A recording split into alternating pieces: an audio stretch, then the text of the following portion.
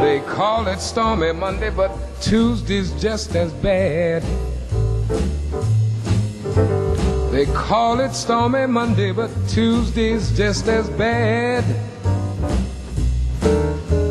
Wednesday's worse, Thursday's all so sad. Yes, the eagle flies on Friday, Saturday I go out to play. Yes, the eagle flies on Friday, Saturday I go out to play. And then on Sunday I go to church and I kneel down and pray. Lord have mercy, Lord have mercy on me. Oh, Lord have mercy, Lord have mercy on me. Lord have mercy, my heart's in misery. You know I'm crazy about my baby, won't you send my baby back to me? Ooh-wee, crazy about my baby, won't you send my baby back to me? Oh, have mercy, send her home to me.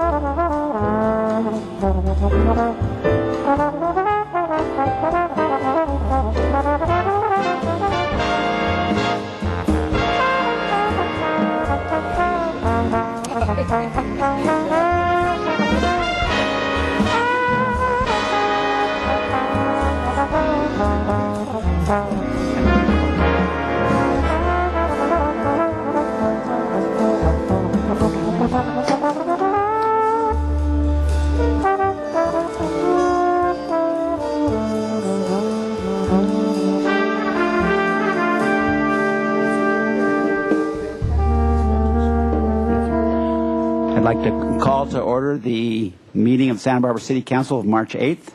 Join me in the Pledge of Allegiance. I pledge allegiance to the flag of the United States of America and to the republic for which it stands, one nation, under God, indivisible, with liberty and justice for all. Ms. Rodriguez, will you please call the roll? Councilmember Francisco. Here. Hotchkiss. Here. House. Here. Rouse. Here. Self. Here. Mayor Schneider. Mayor Pro Tem White. Here. Mr. Armstrong, are there changes to the agenda? You actually have two, Mayor Pro Tem White. First, number 6, which is a notice. I want you to know that the site visit that was scheduled for Monday, March the 14th, has been moved to Tuesday, March the 15th at 8:30 a.m. to accommodate some of the council schedules. And then also, we're going to cancel item 8 today on the agenda, which is a closed session. Great, thank you. All right, so we have 2 public comment slips, now 3. Kenneth Flock, followed by Ruth Wilson.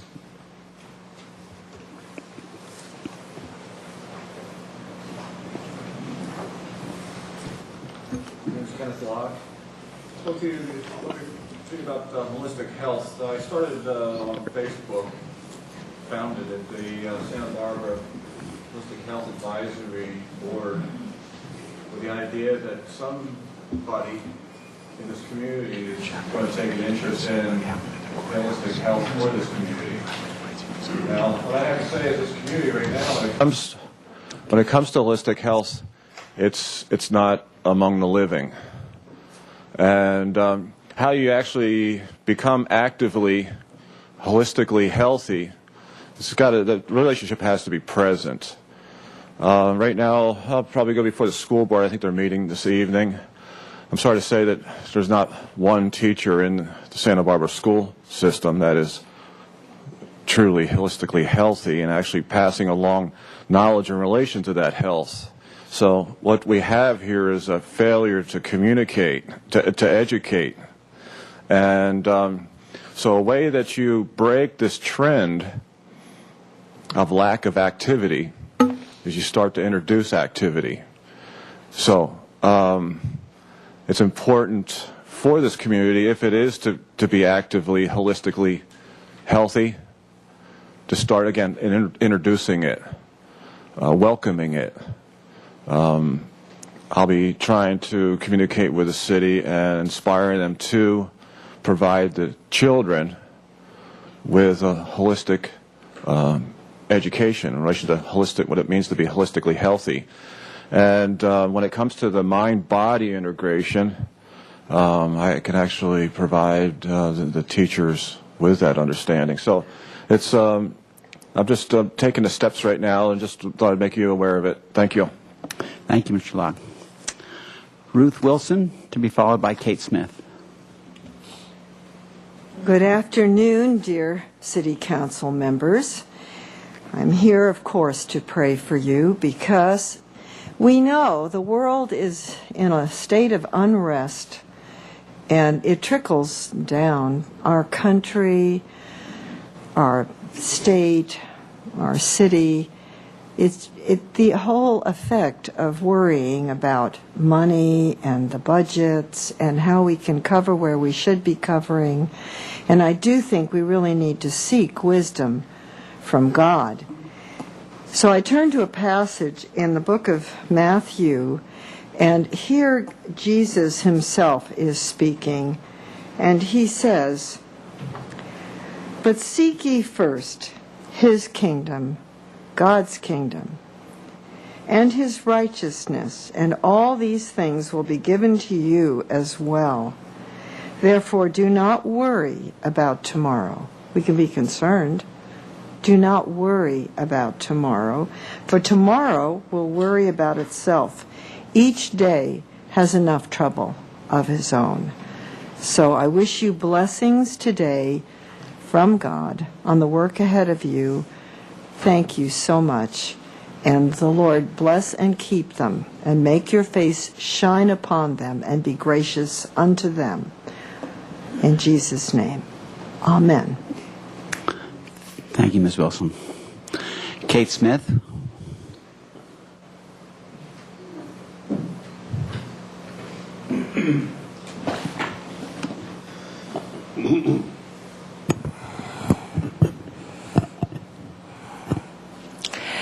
Mayor Pro Tem, members of the Santa Barbara City Council.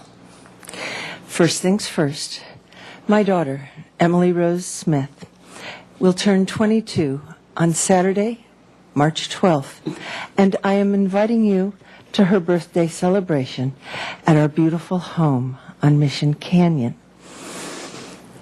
Emily Rose fractured her ankle at our home in the mountains. It had snowed all day Saturday, and it was very icy on Sunday. I hope you'll attend her birthday party and celebrate our daughter with us, because the house is in foreclosure. If we can save it, however, I will come to you with a proposal. I am calling for practical wisdom, compassionate community, and restorative justice. It doesn't take money to have an intentional community. The house already houses several people who are homeless and can care for Emily and have a wonderful time. I have a court date, March 10th, in Donna Gecko's court. I'm asking you to attend. I was arrested when I stepped 1 foot into the building from which I am restrained.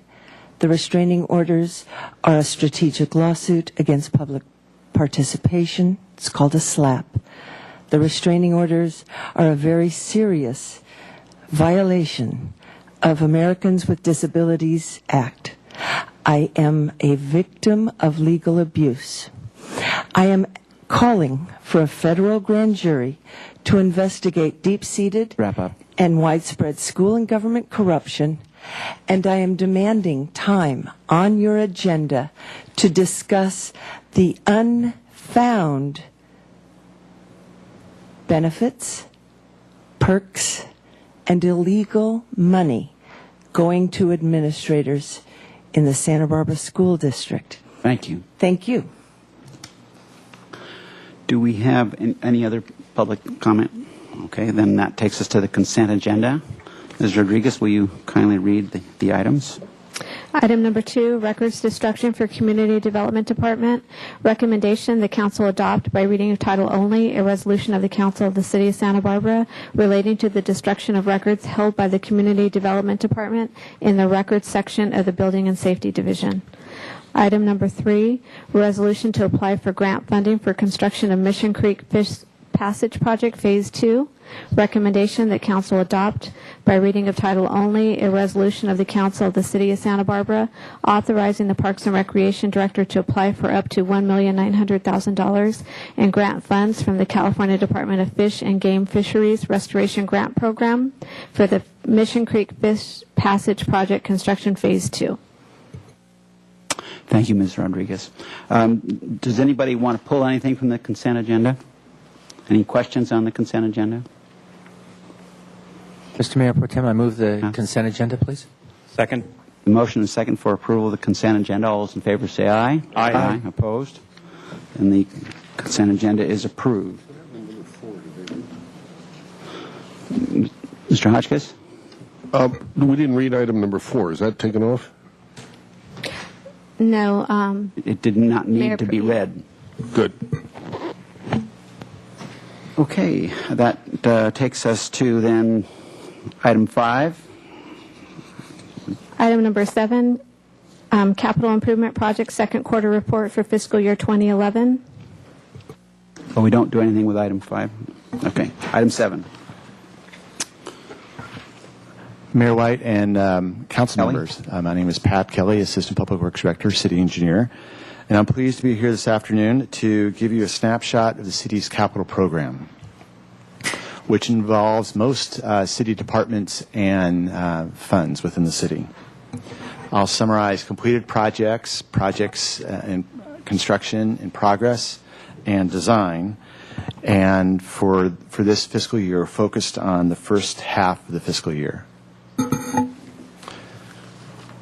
For the first and second quarter of the fiscal year, 6 projects were completed that had notices of completion filed. Their value or total project cost was over $10 million. The first quarter was over $4.8 million. The second quarter was over $5.7 million.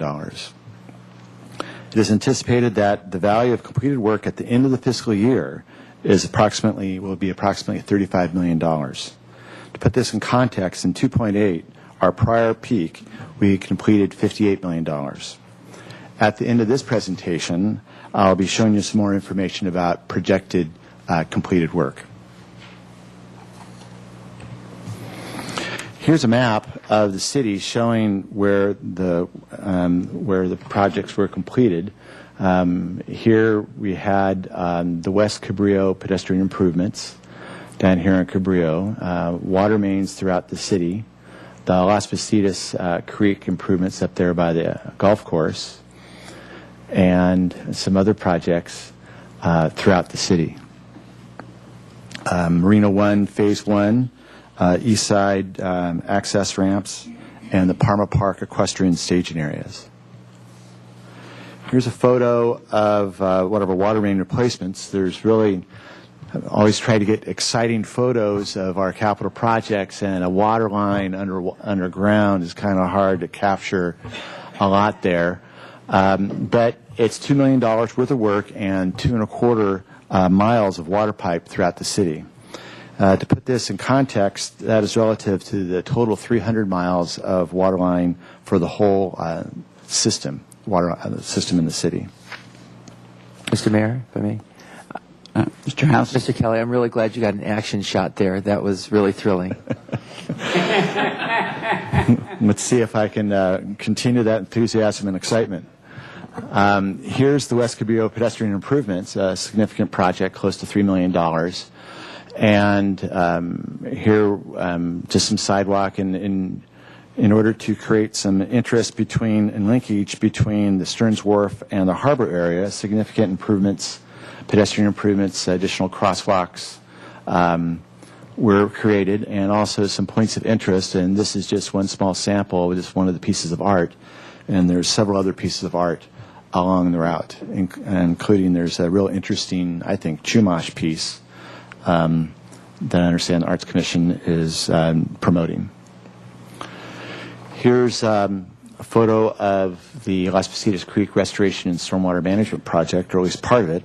The project consists of the construction of a series of bioswales and urban and stormwater runoff detention systems to detain, filter stormwater and incidental urban runoff.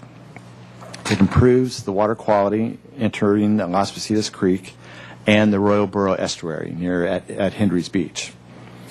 It reduces flow rates by taking the peak off with these detention basins, which helps decrease the erosion in Las Positas Creek. Here's a photo of the Marina 1 Phase 1 improvements. This is a waterfront department priority project, which is the first phase of a multi-phase capital program to replace all of Marina 1. This phase constructed new main headwalk, including utilities and gangway, and completed significant shoreside electrical upgrades. Additional phases are in progress with construction cost of $4.6 million, where we're in Phase 2 this particular year with work between January and April, with subsequent phases of 3 and 4 in subsequent years. Each phase between January and April. Here's East Side's sidewalk and access ramp project. This is a Community Development Block Grant funded project, CDBG, consisting of installing sidewalk and access ramps at 7 intersections on the East Side neighborhood. These funds were made available through the federal stimulus package or ARA program, which increased the amount of CDBG funds available for the city. This project enhances accessibility in the neighborhood in accordance with the ADA. In addition to the 16 ramps that were constructed as part of this project, where the notice of completion was filed in this first half, we have an additional 84 ramps that have been completed, but the notice of completion will be filed shortly and will be reported in a future CIP report. So between this project and the other two construction projects, that's a total of 100 ramps. And I'll be reporting more in detail regarding those in future reports. Here's the Parma Park Equestrian Staging Area. This completed project consisted of upgrades at the entrance of Parma Park on Stanwood Drive and enhancements to the equestrian staging area and parking area. As a result of the T fire, Parma Park was significantly damaged and the project was put on hold. Subsequent to the fire and years of recovery at the park, the trustee for the park directed the city to proceed with the development, of which you now see. Here, we'll be talking about construction in progress. We have currently 26 construction projects in progress at an estimated value of over $61 million. And as part of the Council Agenda Report, an attachment 2 gives a summary broken down by funding stakeholder department. Today, 4 projects will be featured. First will be the Ealings Park methane and gas collection project. This project is to ensure that the city's closed landfill at Las Positas Park remains in compliance with regulations. 4 gas extraction wells are being constructed with a thermal oxidizer unit. Wells and piping will be installed underground between the ball fields and will deliver any collected gas to a fenced-in area in the westerly parking lot where the gases will be oxidized.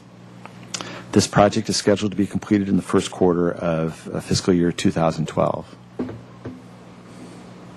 This is West Side Community Center Parkland, an RDA project, where the Parks and Rec Department and the Redevelopment Agency have worked together to improve this parkland area. That also meets current accessibility standards. The goal of the project was aesthetics and functionality, so the community can now enjoy the landscaping that you see, an upgraded playground, basketball, handball courts, as well as new ramps, walkways, and seating areas, replacing much deteriorated concrete and asphalt in the area. This work is essentially complete. However, the notice of completion is scheduled to be completed by the end of this fiscal year. This is another community development block grant project. In addition to the 100 ramps that I reported that are completed, this work is currently in progress. And it focuses on Aliso Street on the east side, where the Community Development Department and the Human Services Committee recommended this funding as part of the 2011 CDBG funding in the amount of $50,000. The project consists primarily of focusing on Aliso Street, on 2 intersections of Aliso Streets, and looks at not just the access ramps, but also the accessibility between the intersections, to look at the sidewalks in between. So if there's an excessive displacement of sidewalk, that will be replaced too, or a pedestrian link that needs to be constructed. And we are currently in the design of several more ramps on Aliso Street, and we just have just a few more intersections that, as you'd expect, is that we always leave the toughest for last. And so we just have a few more ramps to complete, and then we'll have a complete accessibility corridor for the neighborhood to meet the access community. This is the Jake Bozell multipurpose pathway. Construction is moving along quite well, and it will provide, when completed, an essential off-street pathway for bicyclists and pedestrians, particularly children traveling to and from the nearby schools, and is funded by the federal Safe Routes to School grant. The The project includes installation of a memorial bench and a boulder dedicated to Jake Bozell, for whom the project is posthumously named. Upon completion of the project, a ceremonial ribbon cutting is anticipated to be held. Right now, that is being targeted to be completed before the end of the school year to try to get the people, the school children involved. And right now, that is anticipated to be by the end of May. Let's move on to the next project. Okay, this is the design summary report. We have a significant number of projects in design and final design. The total project value of those is like over $143 million. Again, the summary of those broken down by funding stakeholders is in attachment to the Council Agenda Report. These include new bridges at Coda, Mason, Chapala, and Cabrillo Boulevard on Mission Creek.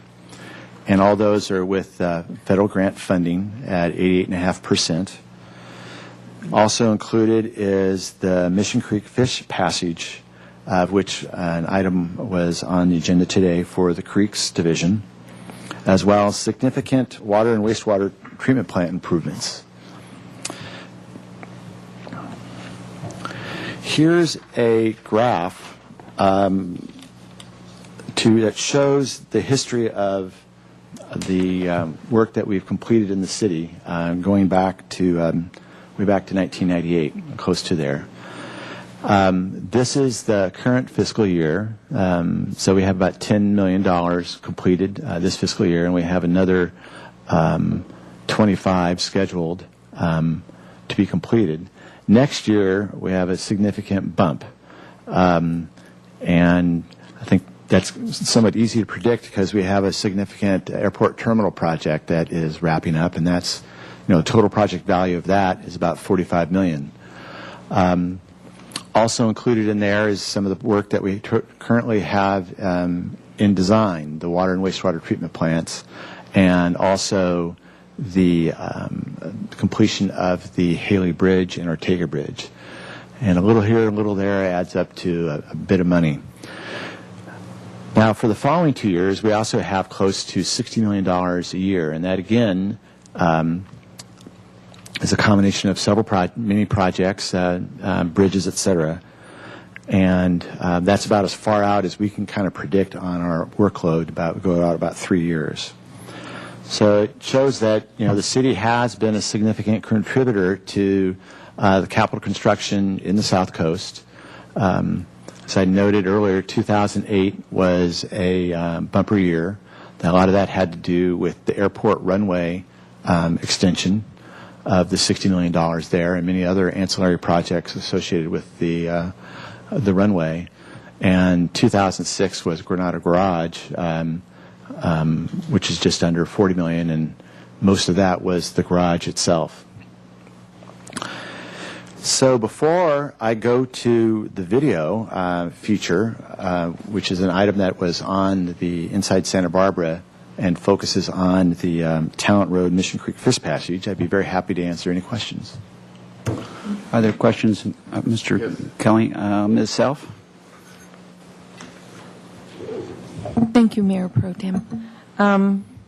Just a request, if it's not too difficult, since we are in difficult financial times, I think I and the community would like to see in the summary of costs maybe a different color, what is grant funded and what is from our own resources. Because I think some of those bridges and, the ramps and such, we're getting a lot of outside funding for that. I realize Exactly. It's still our money, but I think it would be a nice breakdown. Thank you.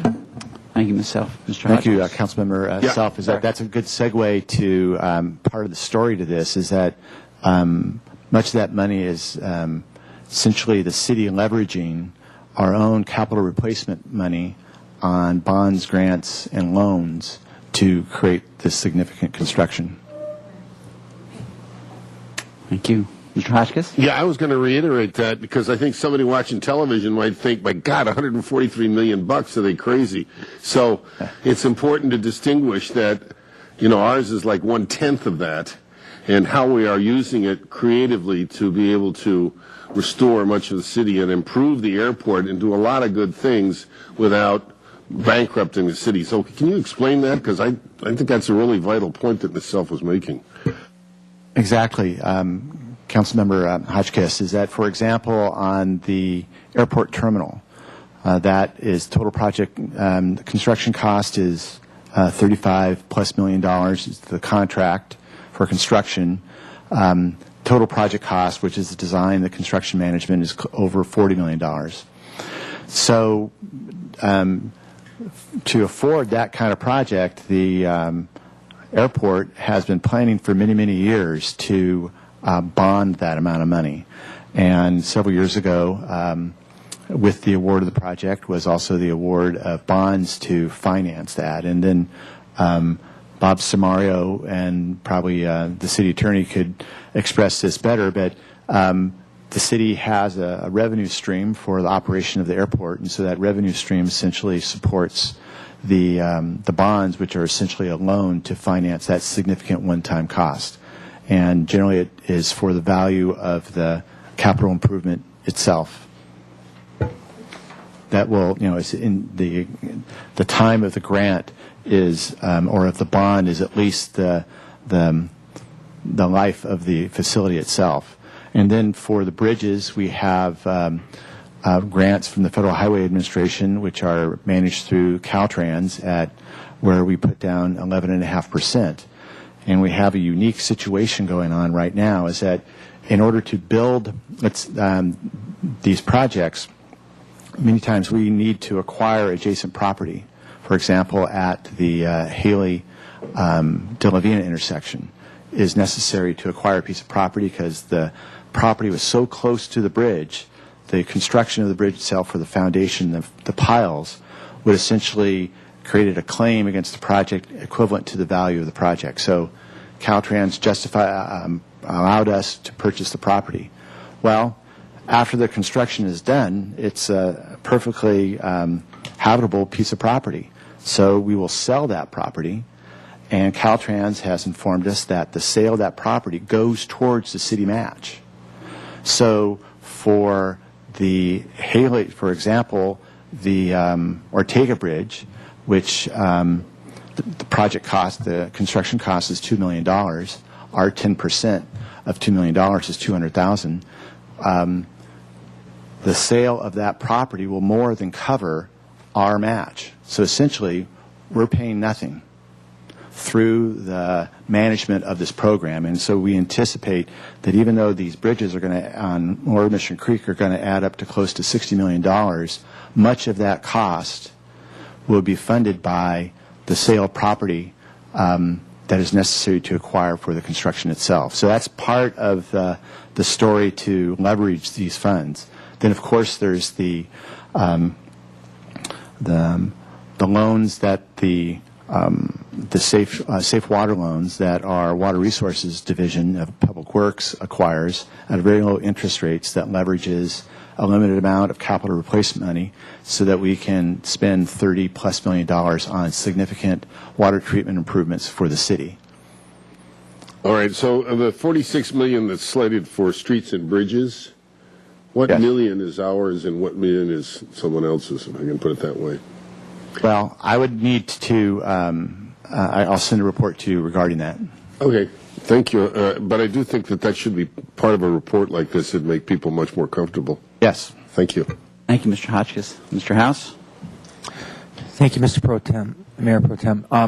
Mr. Kelly, and I think this is important for those who are watching, and we have members of the press here as well. The hidden story in this that just never really quite gets told, and I'm so glad to hear other council members really recognizing the importance of our leveraging of our local funds, using that to leverage these very large amounts of state and federal monies that are our money that need to be claimed back in one way or another. And if we don't take the initiative to have our local matching piece, we just wouldn't qualify. We wouldn't be able to get them.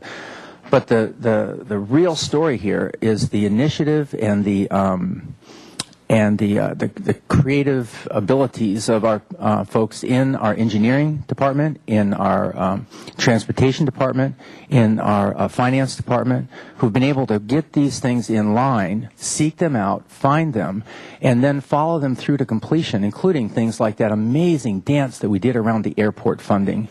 I mean, that was incredible, the amount of time. And Mr. Armstrong, thank you very much for your leadership and for your team's work. We would, to be able to combine the relatively low costs of construction at the time with the timing of the bonds and holding off exactly until that perfect moment where we got them at those rates. The 11% that we put into these bridges for the 89% that we get, the millions and millions of dollars.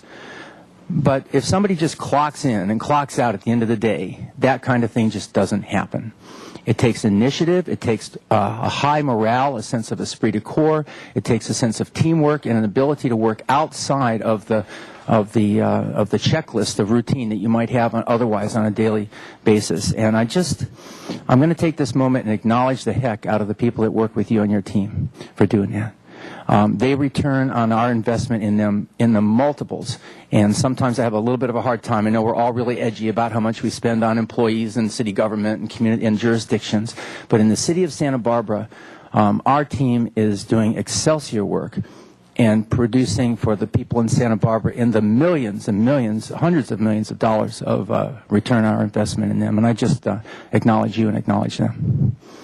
Well, thank you, Mr. Chairman. Thank you very much, Councilmember House. And I just want to emphasize what you had said. It's a team effort, not just in Public Works engineering, but all Public Works and especially all the stakeholders. There's a significant number of grantsmanship with all the other departments also.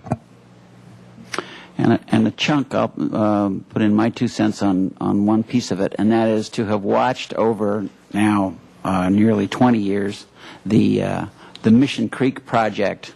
It's a project where if Mr. Romasanto were here, he would speak to having been involved in this thing for nearly 50 years, and where we are seeing in the last few years, including this one and then going forward the next couple, we're seeing some bona fide progress being made. This was a gridlock situation that was basically hopeless for a long, long time, and we're seeing some real movement and little bits and pieces, not only the purchasing of this interesting circle that Mr. Kelly spoke of with selling land back, but there's also a pocket park or two that's coming out of this effort as well. And again, these are pieces of the Mission Creek project. So again, very creative and in these difficult times to see progress being made and safety improved as well as beauty improved is I think is a real credit to staff as well.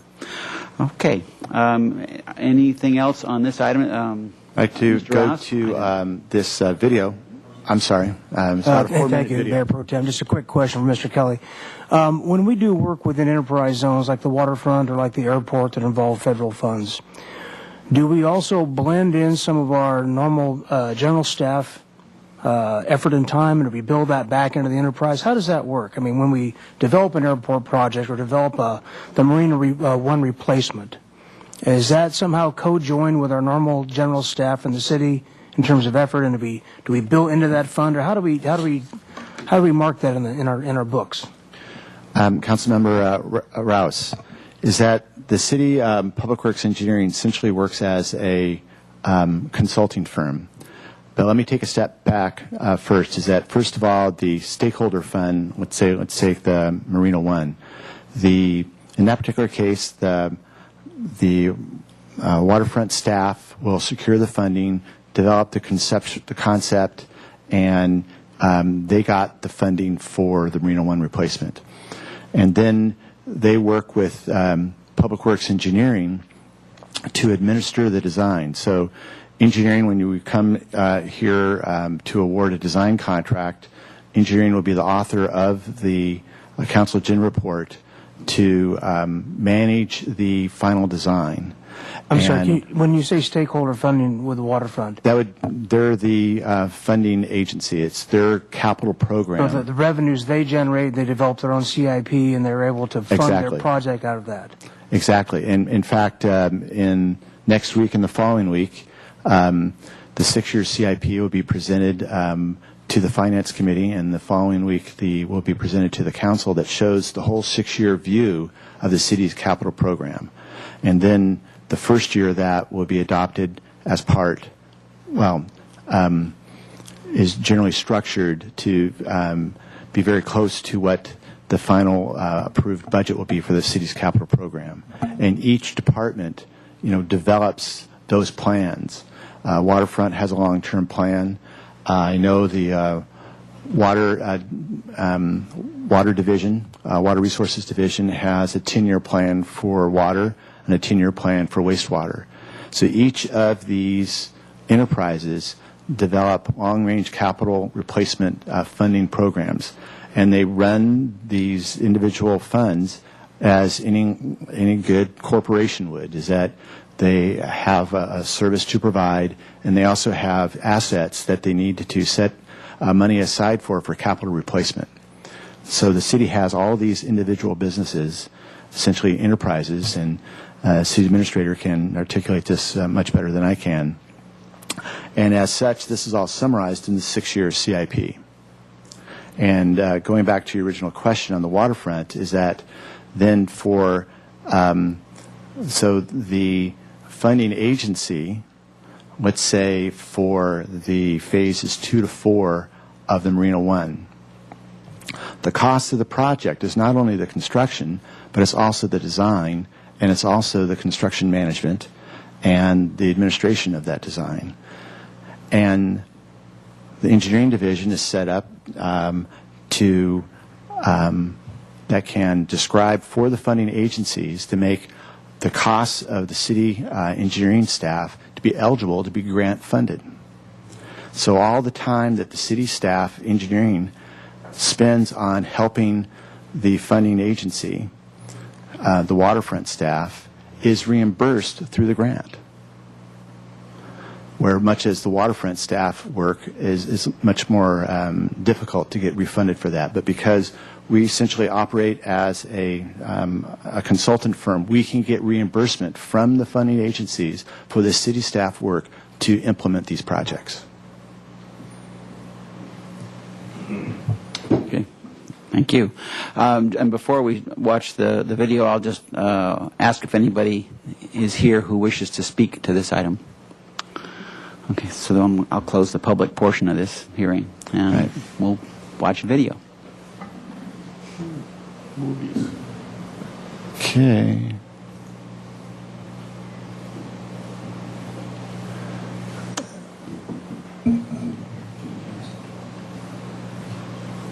Yeah, exactly. It was working great earlier.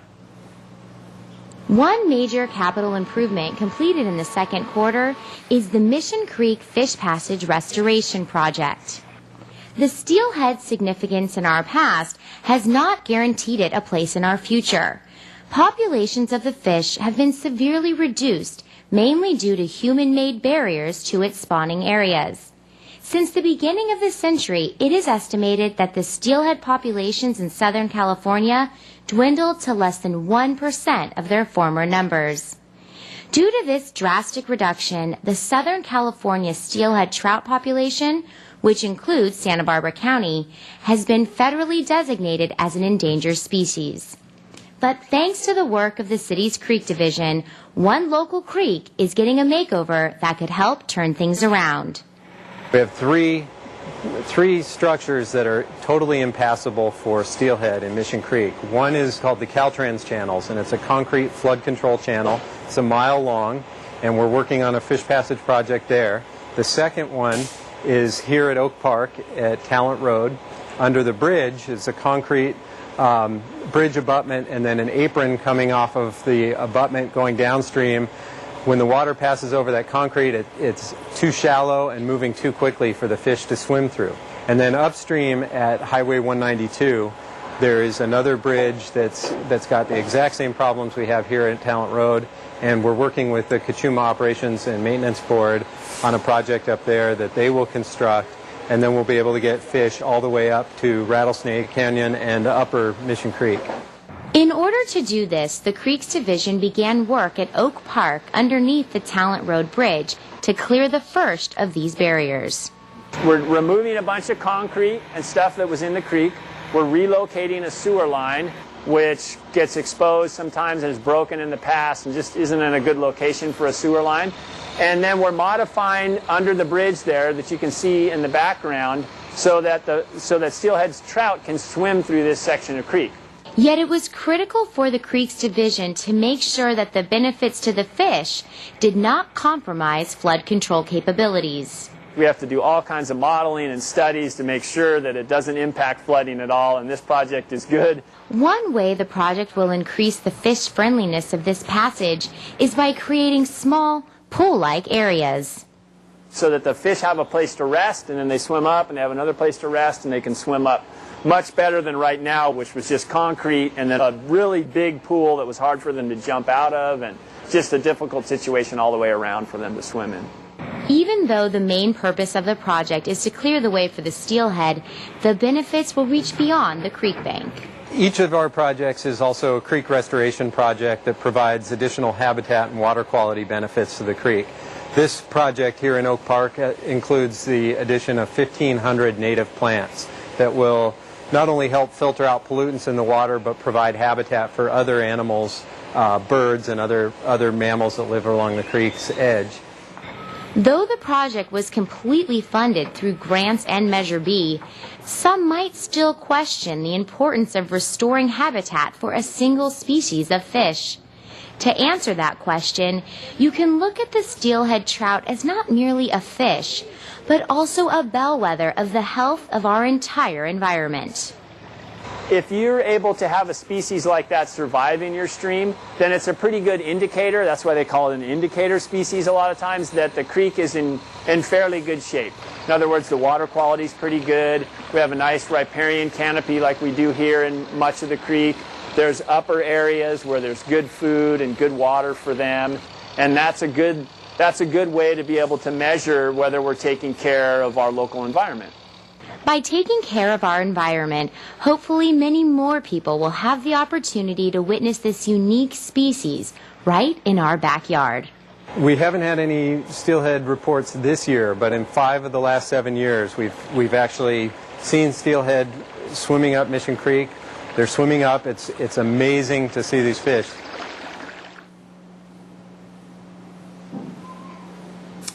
So that's the presentation, and that is a project that developed by the Creeks Division, and I believe also had substantial grant funding, and another part of the organization that really knows how to leverage money.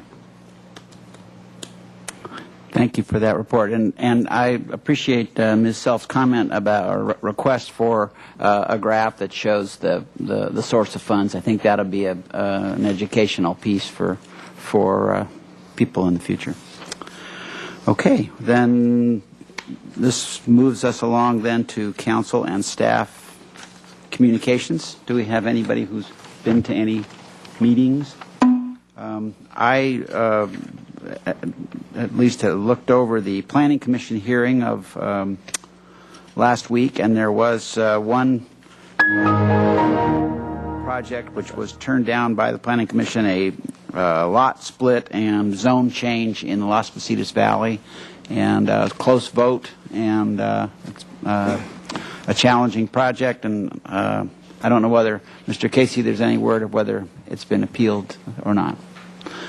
So that's all that I have on that. Okay, is there anything else to come before this council? Then this meeting is adjourned.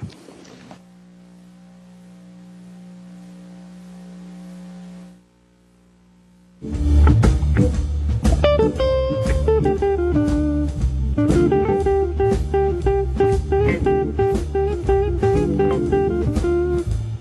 you.